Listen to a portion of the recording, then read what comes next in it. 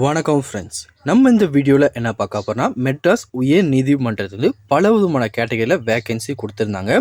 இதுக்கான எக்ஸாமினேஷன் எல்லாமே நடைபெற்று முடிச்சிருச்சு.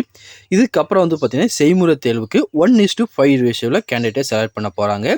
அந்த 1:5 ரேஷியோவில் கேண்டிடேட் செலக்ட் பண்ணும்போது மினிமம் நீங்கள் என்ன கட் ஆஃப் மார்க் இருக்கணும் அப்படின்னு சொல்லி தான் இந்த வீடியோவில் பார்க்க போகிறோம். முதல்ல பார்த்தீங்கன்னா நம்ம மெயில் கேட்டகரியில் பிசியாக இருந்தீங்கன்னா ஒரு 89 அல்லது 90க்கு மேற்பட்டு மார்க் உங்ககிட்ட இருந்துச்சுன்னா கண்டிப்பாக நீங்கள் செலக்ட் ஆயிடுவீங்க. ஏன்னா எக்ஸாமினேஷன் பார்த்தீங்கன்னா ரொம்ப ஈஸியாக தான் இருந்துச்சுன்னு சொல்லி நம்ம எழுதின ஃப்ரெண்ட்ஸ் எல்லாமே சொன்னாங்க.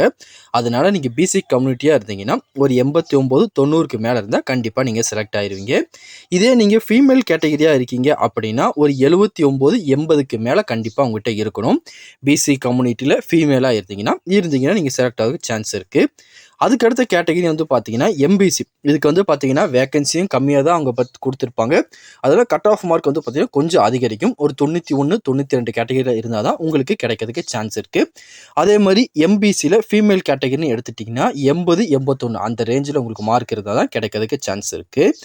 அதுக்கடுத்து பார்த்தீங்கன்னா மேல் கேட்டகரியில் எஸ்சி.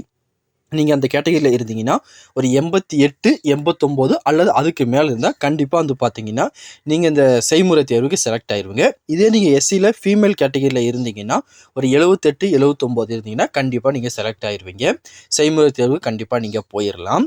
அதுக்கடுத்த கம்யூனிட்டின்னு எடுத்திங்கன்னா எஸ்டிக்கு பார்த்தீங்கன்னா ஒரு 85 இல்லை 84க்கு மேலேயே இருக்கீங்கன்னா 100க்கு 100% நீங்கள் செலக்ட் ஆகிறதுக்கு அதிகமான சான்ஸ் இருக்குது. இது பார்த்தீங்கன்னா மேல் கேட்டகரிக்கு. அதே பார்த்தீங்கன்னா நீங்கள் ஃபீமேல் கேட்டகரி எஸ்டிக்குன்னு எடுத்துட்டிங்கன்னா ஒரு 75 76 மார்க் மேலே இருந்தால் போதுமானது. கண்டிப்பாக நீங்கள் செலக்ட் ஆயிடுவீங்க. நான் சொன்ன இந்த கட் ஆஃப் மார்க் எல்லாமே எல்லா டிஸ்ட்ரிக்டும் பொருந்துமான்னு கேட்டிங்கன்னா கண்டிப்பாக பொருந்தாரு. +2 or 3 அல்லது -2 or 3 மார்க் பார்த்தீங்கன்னா டிஃப்ரென்ஸ் வரும். ஏன்னா ஒவ்வொரு டிஸ்ட்ரிக்டில் அதிகமான வேகன்சி இருக்குது, சில டிஸ்ட்ரிக்டில் வேகன்சி கம்மியாக இருக்குது. அதை பொறுத்து பார்த்தீங்கன்னா 3லேருந்து 5 மார்க் ப்ளஸும் ஆகலாம் மைனஸும் ஆகலாம். இந்த ரேஞ்சுக்குள்ளே மேக்ஸிமம் வரதுக்கு சான்சஸ் இருக்குது. நீங்கள் இந்த மார்க்குள்ளே இருந்தீங்கன்னா கண்டிப்பாக செய்முறை தேர்வுக்கு நீங்கள் எதிர்பார்க்கலாம். நீங்கள் செய்முறை தேர்வுக்கான ப்ராக்டிக்ஸு அதை என்னென்ன கொஷின்லாம் கேட்பாங்கன்னு சொல்லி இன்னிலேருந்து அதுக்கு நீங்கள் ஸ்டடி பண்ண ஆரம்பிச்சிருக்கேன். வேறு எதுவும் இதை பற்றி உங்கள் டவுட் இருந்தாலும் கீழே கமெண்ட் செக்ஷனில் தெரிவிங்க. கண்டிப்பாக உங்களுக்கு நான் கிளியர் பண்ணி தரேன்.